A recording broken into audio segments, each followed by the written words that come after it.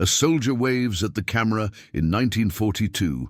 Decades later, the background reveals something disturbing. What if a single photograph could rewrite history? What if a moment captured in 1942, showing nothing more than a cheerful soldier waving at the camera, held secrets that would shake the very foundations of what we thought we knew about World War II? Today, we're diving deep into one of the most disturbing photographic discoveries of the last century. A story that proves sometimes the most innocent images hide the darkest truths. If you're already enjoying this type of content, go ahead and hit that like button to support me. And speaking of support, I'm also developing another channel focused on historical mysteries, so stay tuned for that as well. The fluorescent lights hummed overhead in the cramped basement of the Smithsonian Institution's National Museum of American History. Dr. Sarah Mitchell, a 34-year-old military historian specializing in World War II photography, carefully adjusted her magnifying glass as she examined a box of recently donated photographs from the estate of Private First Class Tommy Morrison, who had passed away in 2019 at the age of 97. It was February 2020, and Sarah had been cataloging wartime photographs for the museum's upcoming exhibition on Forgotten Faces of the Home Front. The Morrison collection contained typical wartime memorabilia, ration books, letters from overseas, and about 40 black and white photographs documenting various moments from 1941 to 1945. Another batch of standard military photos, Sarah muttered to herself, setting aside images of barracks life and training exercises. That's when her fingers landed on photograph number 23 in the collection. The image seemed unremarkable at first glance. A young soldier in a crisp U.S. Army uniform stood in what appeared to be a military camp somewhere in the American Southwest. His face was bright, with a genuine smile, and his right hand was raised in a cheerful wave toward the camera. The photo was dated on the back in faded pencil. Camp Lordsburg, New Mexico, July 15, 1942. Sarah had seen thousands of similar photographs. Soldiers often posed for pictures to send home to family, capturing moments of levity amid the serious business of preparing for war. What made this particular photo special was its exceptional clarity and composition. The unknown photographer had clearly possessed skill beyond that of the typical amateur. She placed the photograph under her high-powered magnifying equipment, part of her standard documentation process. Every detail needed to be recorded: the soldier's uniform insignia, the background structures, even the quality of the photographic paper. These details helped historians understand not just what was happening in the image, but also the broader context of life during wartime America. As Sarah focused on the soldier's face, she noted his youth, probably no more than 20 years old.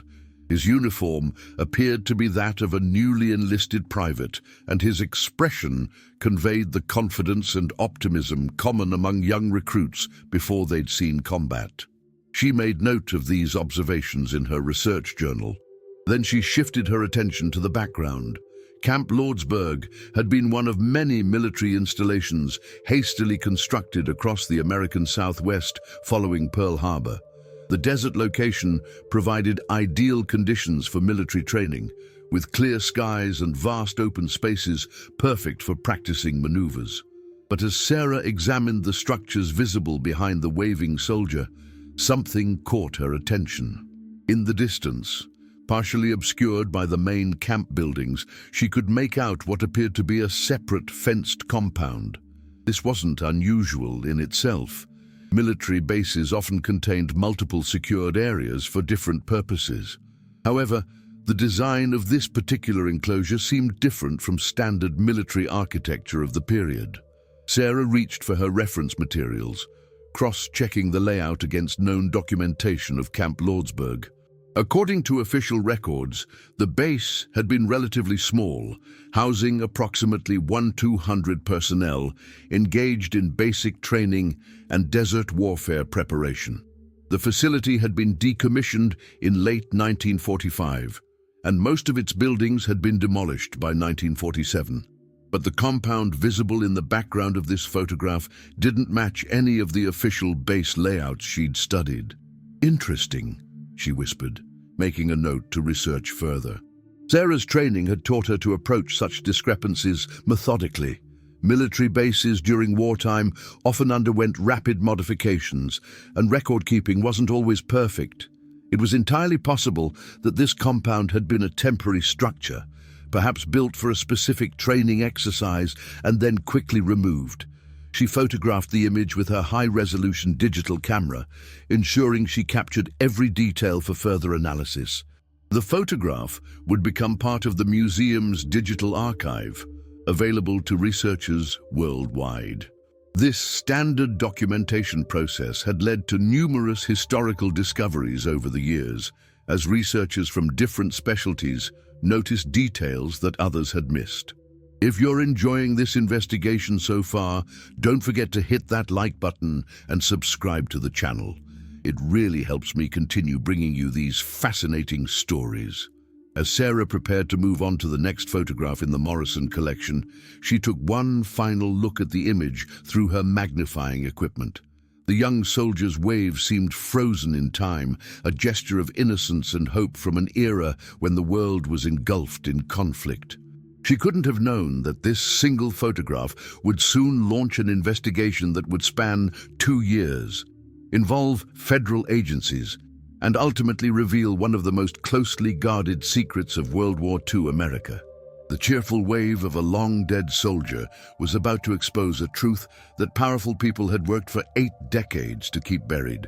Setting the photograph aside with the others scheduled for digitization, Sarah noted its catalog number in her records: NMAAH 2020 Morrison 023. In the coming weeks, this seemingly random combination of letters and numbers would become one of the most searched archival references in the museum's database. The discovery phase of what would later be called the Morrison investigation was complete. But Sarah Mitchell, methodical military historian, had no idea she was about to become the central figure in rewriting a chapter of American wartime history that many believed should have remained closed forever.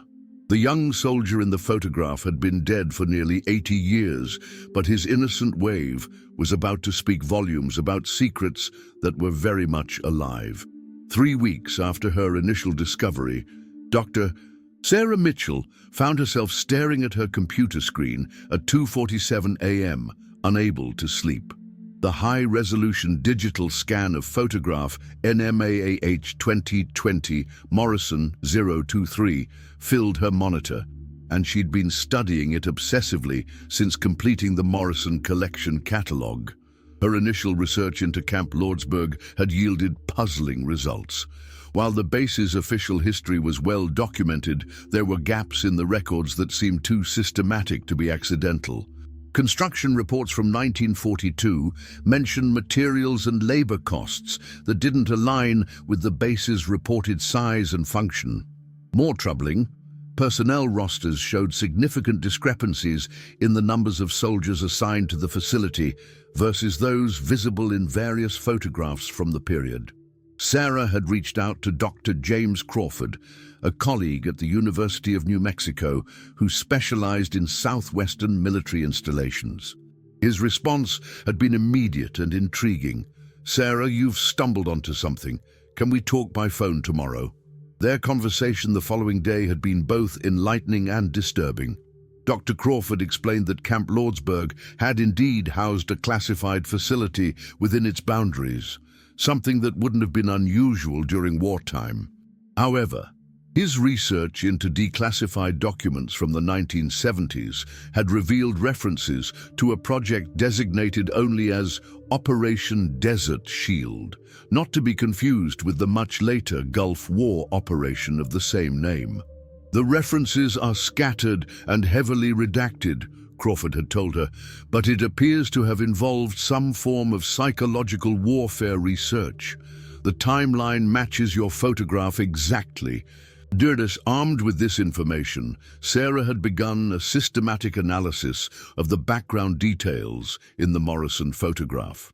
Using specialized software typically employed by crime scene investigators, she was able to enhance and isolate specific areas of the image. The separate compound she'd noticed initially became much clearer under digital enhancement. The fencing was distinctive, not standard military chain link, but something that appeared more robust, with what looked like electrical insulators at regular intervals. This suggested the fence carried current, unusual for a simple training facility. More disturbing were the structures within the compound. Sarah could make out several low rectangular buildings that appeared to have been constructed with thick walls and small, high windows. The architectural style was reminiscent of bunkers or secure facilities rather than typical military housing or training structures. But it was the human figures that made Sarah's hands tremble as she worked. Using advanced image processing techniques, she'd managed to isolate and enhance shadows and shapes throughout the photograph. Behind the smiling, waving soldier in the foreground, barely visible in the original image, were other human figures. These people appeared to be moving in organized lines between the buildings of the mysterious compound. The enhancement revealed something that chilled Sarah to the bone. The figures appeared to be wearing civilian clothing, not military uniforms, and they seemed to be under some form of escort or supervision based on their positioning and movement patterns.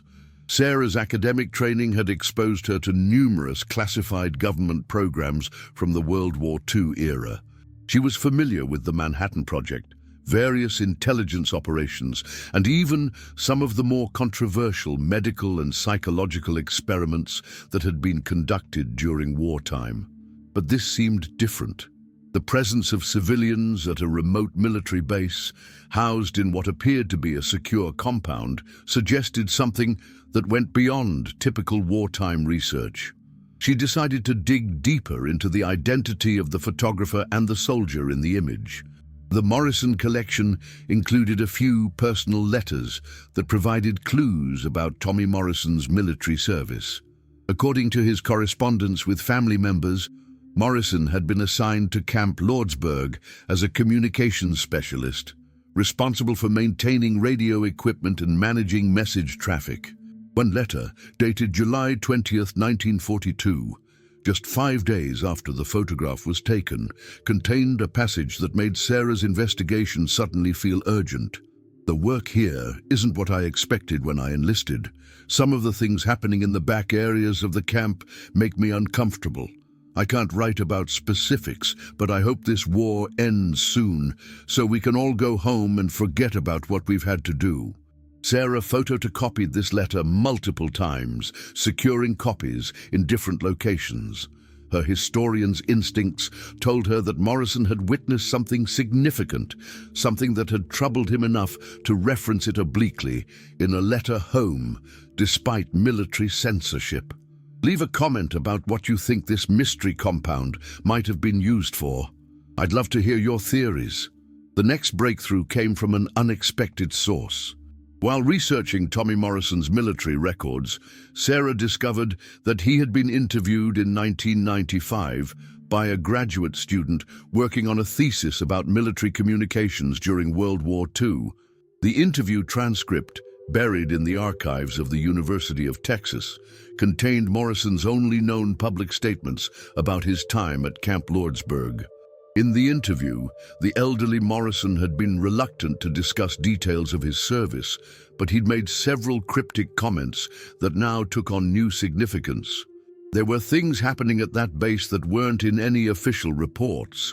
People being brought in who weren't soldiers, scientists maybe, or doctors, and other people who, well, they didn't look like they wanted to be there.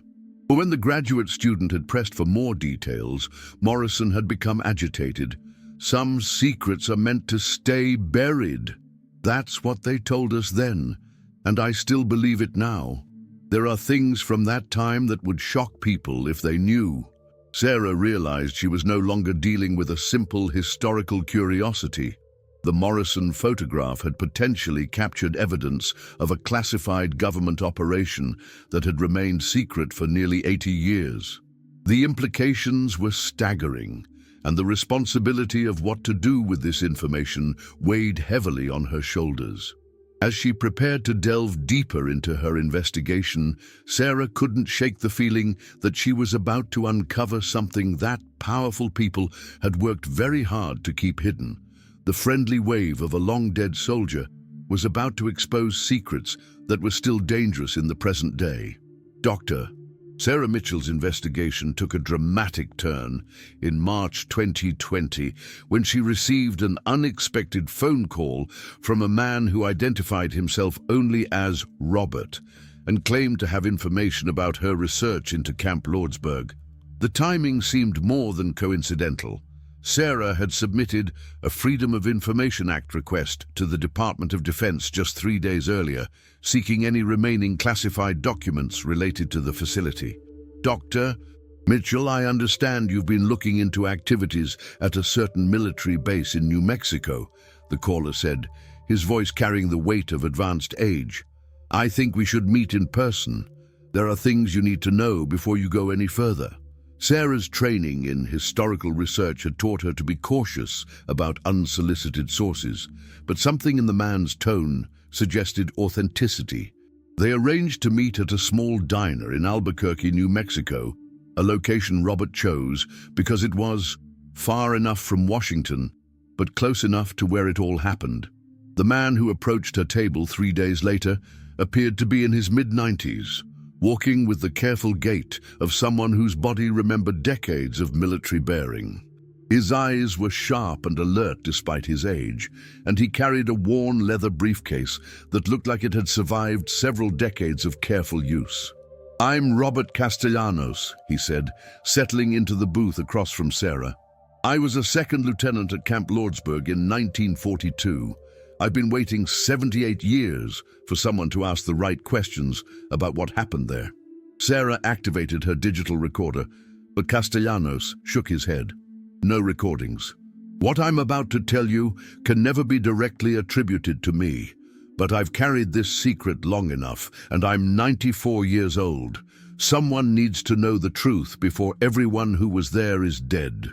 Castellanos explained that he had been assigned to Camp Lordsburg as a security officer, responsible for maintaining perimeter security and managing access to restricted areas of the base.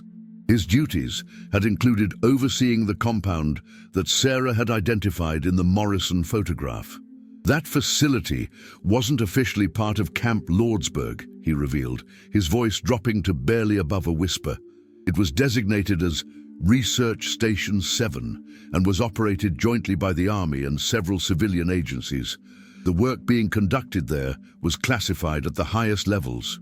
Sarah leaned forward, her pen moving rapidly across her notepad. What kind of research? Castellanos was quiet for a long moment, staring out the window at the New Mexico landscape. They told us it was psychological warfare research, studying methods to break enemy morale and extract information from prisoners. But what I saw there, it was much more than that. He described a facility housing approximately 200 individuals who were not military personnel. Some appeared to be scientists and researchers, identifiable by their civilian clothing and the deference shown to them by military personnel. But others were clearly subjects in whatever research was being conducted. They brought in people from different backgrounds. Castellanos continued. Some were conscientious objectors, men who had refused military service on religious or moral grounds. Others appeared to be foreign nationals, possibly German or Italian immigrants who had been detained after Pearl Harbor. But there was a third group that troubled me most. Sarah's pen paused. What do you mean? They were Americans, regular citizens who had been classified as psychologically suitable for research purposes. I never learned exactly how they were selected or what justification was used to detain them there. But I saw families brought in. Mothers, fathers, children. They were housed in the secure compound and subjected to various forms of psychological testing and conditioning. The implications of what Castellanos was describing were staggering. Sarah had studied various unethical government programs from the World War II era, including the infamous Tuskegee syphilis experiments and early CIA mind control research. But this suggested something even more extensive and systematic. "How do you know all this if it was so classified?" Sarah asked. Castellanos reached into his briefcase and withdrew a small metal box. Inside were photographs, documents, and what appeared to be a personal journal written in careful handwriting. "I kept records. It was against orders, but I knew what we were doing was wrong. I documented everything I could observe from my security position." The photographs Castellanos shared with Sarah were devastating. They showed the interior of the compound, including the low buildings she had identified in the Morrison photograph. The images revealed dormitory-style living quarters with multiple beds, medical examination rooms with restraining equipment, and what appeared to be observation chambers with one-way glass. But it was Castellanos' journal entries that provided the most damning evidence. His daily logs recorded systematic psychological abuse, forced medication experiments, and behavioral conditioning techniques that violated every standard of medical ethics and human rights. One entry, dated July 16, 1942, just one day after the Morrison photograph was taken, was particularly disturbing. Subject Group C underwent third session of memory modification procedures today. Dr. Harrison reports significant success in implanting false memories and eliminating traumatic recall. Military observers expressed satisfaction with results and requested expansion of program to include larger subject population. If you're finding this investigation as disturbing as I am, please leave a comment and let me know what you think about these revelations. Sarah realized she was looking at evidence of a program that went far beyond anything that had been publicly acknowledged about World War II-era government research. The Morrison photograph had inadvertently captured a moment in what appeared to be one of the most extensive and unethical psychological experiments in American history. Castellanos explained that Research Station 7 had operated from early 1942 until late 1944, when it was hastily shut down as the war began winding toward an end. All subjects had been relocated, a term that Castellanos said he'd always found ominous, and all facilities had been demolished. Personnel had been sworn to secrecy under threat of court-martial and imprisonment. "Most of us kept the secret," Castellanos said sadly, "but some couldn't live with what they'd witnessed. I know of at least 3 men from my unit who took their own lives in the years after the war. The guilt was too much to bear." As their meeting concluded, Castellanos made one final request. "If you're going to pursue this investigation, be very careful. There are people still alive who have a lot to lose if this story becomes public. The Morrison photograph isn't just historical evidence. It's proof of crimes that were committed in the name of national security." Sarah left the diner with copies of Castellanos' photographs and journal entries, understanding that her investigation had transformed from academic research into something much more dangerous and significant. Following her meeting with Robert Castellanos, Dr. Sarah Mitchell found herself under unexpected scrutiny. Within a week of returning to Washington, she discovered that her office at the Smithsonian had been accessed by security personnel conducting a routine inspection of classified materials. Nothing had been taken, but her research files had clearly been examined. The message was clear. Someone was watching her investigation. Sarah's response was to accelerate her research and create multiple backup copies of all evidence. She established secure storage locations for copies of Castellanos' documents, the Morrison photograph, and her analysis notes. Her academic experience had taught her that controversial historical discoveries often faced attempts at suppression, But she hadn't expected the pressure to begin so quickly. The breakthrough in understanding the full scope of Research Station 7 came from an unexpected source. Dr. Helen Morrison, Tommy Morrison's niece and a retired federal prosecutor, contacted Sarah after learning about the investigation into her uncle's photograph. Helen had been searching for answers about her uncle's post-war psychological struggles for decades. Uncle Tommy was never the same after he came back from the war, Helen explained during their phone conversation. But it wasn't combat trauma. He'd never seen fighting. It was something else that haunted him. He used to have nightmares about the people in the compound and would wake up screaming about children who shouldn't have been there. Helen's legal background had given her access to investigative resources that Sarah couldn't access as an academic researcher. More importantly, she had personal motivation to uncover the truth about what had traumatized her uncle so severely. Working together, the two women began mapping the connections between Research Station 7 and other government programs from the same period. Their research revealed that the New Mexico facility was part of a larger network of psychological research stations established across the United States during 1942 and 1943. The program appeared to have been coordinated by a joint committee involving the Office of Strategic Services, precursor to the CIA, the Army Medical Research Command, and several university research departments. Code-named Project Mindscape, it represented one of the most ambitious attempts to develop psychological warfare capabilities in American history. Sarah's Freedom of Information Act requests were yielding heavily redacted documents, but even the sanitized versions contained enough information to reconstruct the basic structure of the program. Project Mindscape had three primary objectives: developing techniques for extracting information from enemy prisoners, creating methods for implanting false memories to protect classified information, and testing the limits of human psychological resilience under controlled stress conditions. The civilian subjects Castellanos had described were part of the third objective. Researchers had theorized that understanding how ordinary Americans responded to psychological pressure would provide insights into enemy morale and breaking points. The selection criteria for subjects had included economic vulnerability, social isolation, and limited family connections, factors that would minimize outside scrutiny if individuals disappeared into the program. But the most disturbing aspect of Project Mindscape was its use of children as test subjects.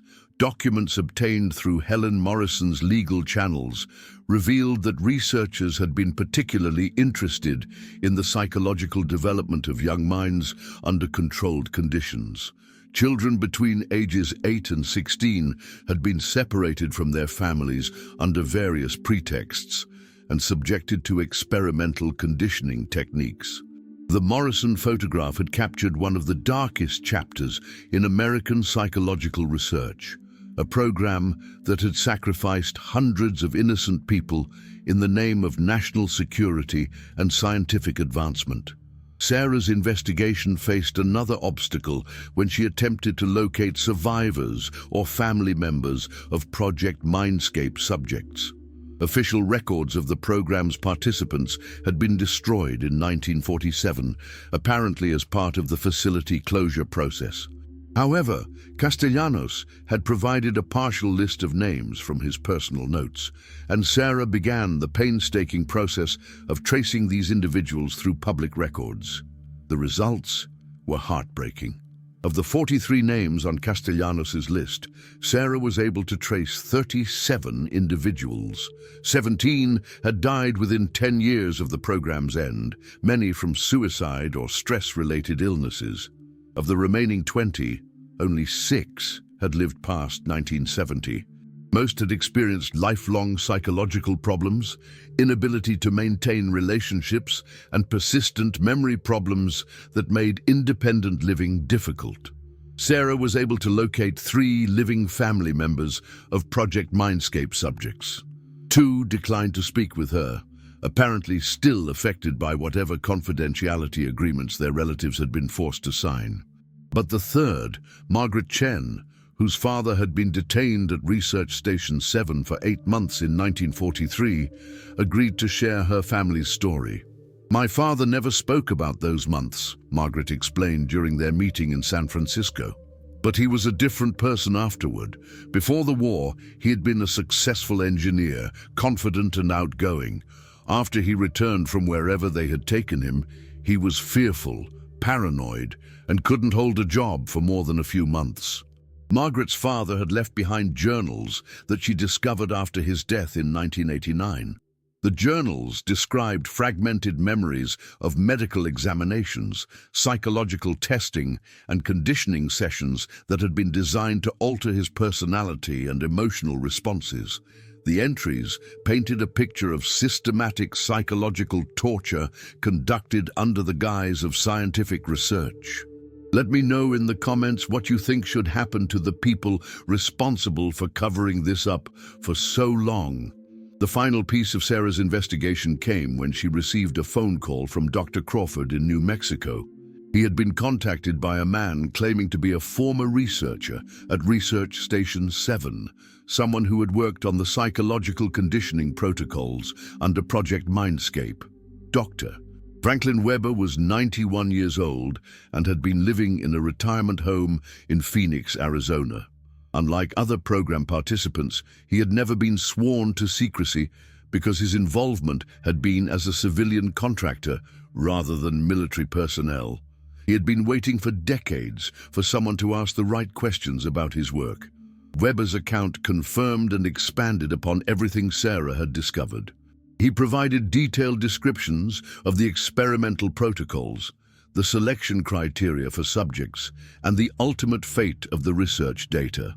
Most importantly, he revealed that complete records of the program had been preserved in a private archive, maintained by former participants who had recognized the historical importance of documenting their actions.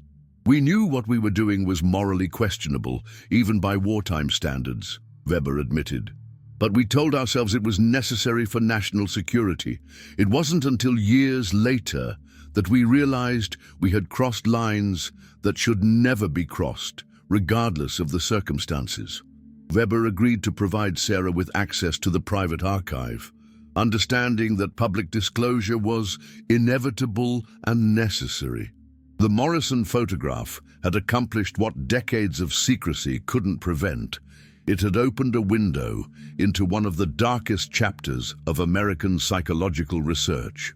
The truth about Project Mindscape was finally emerging, 78 years after a young soldier had innocently waved at a camera in the New Mexico desert. The private archive maintained by Dr. Franklin Weber and other former Project Mindscape researchers was housed in a climate-controlled storage facility outside Phoenix, Arizona. When Dr. Sarah Mitchell first entered the 10x10 room in April 2020, she found herself face-to-face with one of the most comprehensive collections of unethical government research documentation she had ever encountered. 16 filing cabinets contained the complete records of Research Station 7 and 6 other facilities operated under Project Mindscape between 1942 and 1944. The archive included subject files, experimental protocols, psychological evaluations, medical records, and thousands of photographs documenting the program's activities. Weber and his colleagues had maintained this collection as both historical record and personal insurance against potential future prosecution. "We kept everything because we knew someday people would need to understand what happened and why," Weber explained as Sarah began her examination of the materials. "We were young scientists who believed we were contributing to the war effort. It took us decades to fully comprehend the magnitude of what we had participated in." The complete Project Mindscape files revealed a program far more extensive and systematic than even Castellanos' accounts had suggested.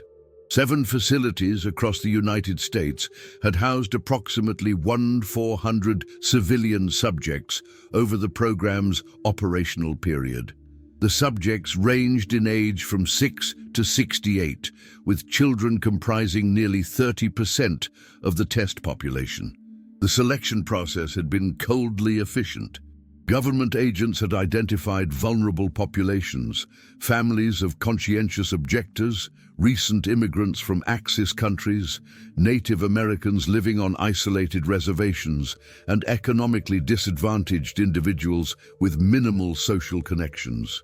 Subjects had been detained under various legal pretexts, including national security concerns, public health measures, and vagrancy charges. Once in custody, subjects had been transported to research facilities where they participated in experiments designed to test the limits of human psychological endurance and the possibility of personality modification through controlled trauma and conditioning. The Morrison photograph had captured Research Station 7 during one of its most active periods. The facility records showed that 187 subjects were housed there on July 15, 1942, the day the photograph was taken. Among them were 43 children, including entire families that had been detained as security risks because of their German ancestry. Sarah's analysis of individual subject files revealed the systematic nature of the psychological abuse. Researchers had developed detailed protocols for breaking down individual personality structures and rebuilding them according to predetermined patterns. The techniques included sensory deprivation, sleep disruption, forced medication with experimental drugs, and exposure to carefully designed traumatic scenarios. The stated goal was to understand how enemy populations might be controlled through psychological manipulation, but the research had evolved into something far more sinister. Scientists had become fascinated with the possibility of creating completely compliant human subjects who would follow orders without question and retain no memory of their conditioning.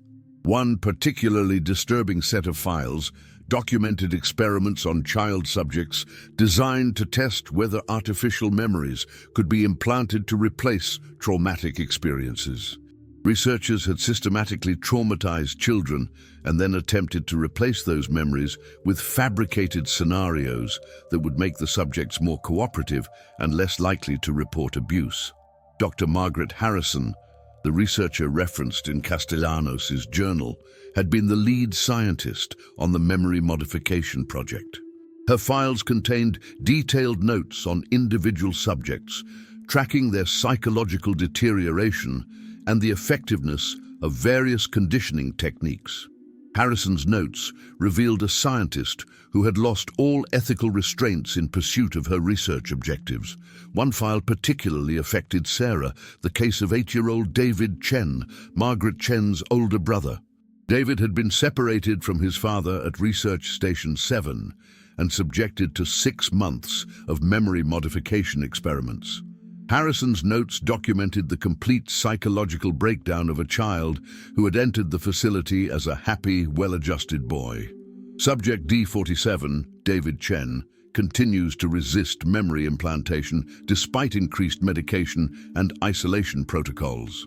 Harrison had written, "Recommend termination of subject participation and implementation of permanent memory suppression to prevent disclosure of program activities." David Chen had never left Research Station 7. According to the files, he had died in November 1942 from complications related to experimental medication. His death had been recorded as a casualty of wartime medical research, and his body had been cremated without family notification. Sarah realized she was looking at evidence of murder disguised as scientific research. The Morrison photograph had inadvertently documented a crime scene where children were being systematically tortured and killed in the name of national security. The archive contained similar documentation for dozens of subject deaths across all Project Mindscape facilities. The total death toll appeared to be approximately 340 individuals, including 67 children. In each case, deaths had been attributed to medical complications or psychological breakdown rather than experimental abuse. If you're as shocked by these revelations as I am, please share this video and help spread awareness about this hidden chapter of American history. Weber's archive also contained correspondence between Project Mindscape administrators and high-level government officials, including members of Congress and the executive branch who had been briefed on the program's activities. The documents showed that senior government officials had been fully aware of the program's methods and objectives and had actively supported its continuation, despite knowledge of subject deaths and psychological damage. The program had been terminated in October 1944, not because of ethical concerns, but because military leaders had concluded that psychological warfare techniques would be unnecessary given the approaching end of the war. All surviving subjects had been processed for release, a euphemism that Weber revealed meant additional memory modification to ensure they would never be able to provide coherent accounts of their experiences. The facilities had been dismantled, records had been officially destroyed, and personnel had been reassigned with strict confidentiality agreements. The official history of these installations had been completely sanitized, with no reference to Project Mindscape or its civilian subjects. Sarah's investigation had uncovered one of the most extensive government cover-ups in American history. The Morrison photograph showing a young soldier's innocent wave had provided the first glimpse into a systematic program of psychological torture that had claimed hundreds of lives and traumatized thousands of survivors. But the story wasn't over. Weber's archive contained one final revelation, a list of current government officials whose careers had been built on maintaining the secrecy surrounding Project Mindscape. Some of these individuals were still alive and still in positions of power, still working to ensure that the truth about Research Station 7 would never become public knowledge. The friendly wave, captured in a 1942 photograph, had become a gesture across time, pointing towards secrets that powerful people were still desperate to keep hidden. Sarah Mitchell, academic historian, was about to challenge some of the most protected secrets in American government history. The Morrison photograph investigation represents one of the most significant historical discoveries of the 21st century, revealing a systematic program of psychological experimentation that violated every standard of human rights and medical ethics. Dr. Sarah Mitchell's meticulous research transformed what appeared to be an innocent wartime photograph into evidence of crimes against humanity committed by the American government during World War II. The implications of Project Mindscape extend far beyond historical curiosity. The program's techniques and methodologies influenced decades of subsequent psychological research, including many of the controversial CIA mind control experiments of the 1950s and 1960s. Understanding this history is crucial for preventing similar abuses in the future. If you enjoyed this investigation into one of America's darkest historical secrets, please leave a comment below. I'd love to know what you think about these revelations and where you're watching from. It would be a pleasure to hear from viewers around the world. What part of this story shocked you the most? The systematic abuse of children, the government cover-up that lasted 8 decades, or the fact that some people responsible for these crimes may still be alive today? Leave your thoughts in the comments and let's discuss this incredible story. If you haven't already subscribed to the channel, now would be a great time to hit that subscribe button and ring the notification bell so you don't miss future investigations into hidden historical mysteries. Stories like this one remind us that sometimes the most innocent-looking photographs can reveal the darkest truths about our past. Thanks for joining me on this disturbing but important journey into American history. Remember, understanding the past is essential for protecting the future. Until next time, keep questioning what you see, because sometimes the most important truths are hidden in plain sight.